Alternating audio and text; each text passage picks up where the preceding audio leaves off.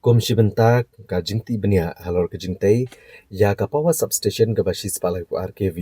ka barang pentre ka senong leng kedai. Haka kat pratrek bleber ar hajar ar pun reu MLA ka nong po constituency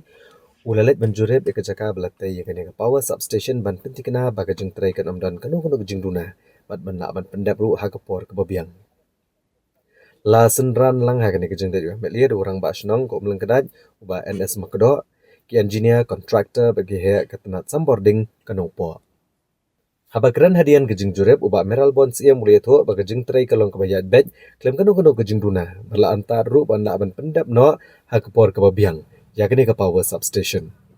Uba meral bon sia mulok josho baga thanong po kare ka than ke mamat shibun ke jing do ya ke boarding. Bat kalak ta ashka dai e gajing im gabaman ga singi kam tam gi khna pude ke office sarkar bat kiri pat ba ki batrai kam la jong na martat hado mentah kenong po kadang hap manshan ya bet tang na gajing sam boarding ka balai pulai kevi. Shoshuru da gajing la banwan ra e kane ka power substation ka basis pa lai pu RKV kan long sha gajing kerku yang ne kathan na malas ngoto ba gajing sam boarding kan long ka ba kham tikna bat ka ba kham klan om ko magisnem ka blalit no. Dak baken turu ki engineer ba kontraktor baken trade tikna bat balak ban pendap hakapor.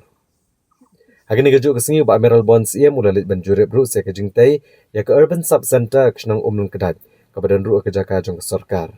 Ha ka balalap baken ke jaka sumar kalong ke babet mentrai kam no ha ka ban ajing sumar ni ban penlong ki program jong ka kakya jong ke sarkar pedeng bat sarkar jela ka ban penmentoi ya ki pat ba ka than dong po. Man akan digeskin yo ban wan ban page ban wan slurep ban inspect ya ngejin pentre ya ka 132 kV substation nang ne nompo di tempau jing songo ya ki official officer jungi kongso kunju bahari dan lang nagal yang kador bar snong kunju ki kontraktor ba pentre dan lang bat batin bagi lapet laki aginya jong kam Disyamba kaya jadi buat kajing ka progress jong kam fiscal progress kalong quite satisfactory ya kajing menteri kam supervision kalong kabiang ban tempau yung songu lalu ka department ka dor barsnong ibal ai kajing trilang bat pangit scam kumba kajing community jong ki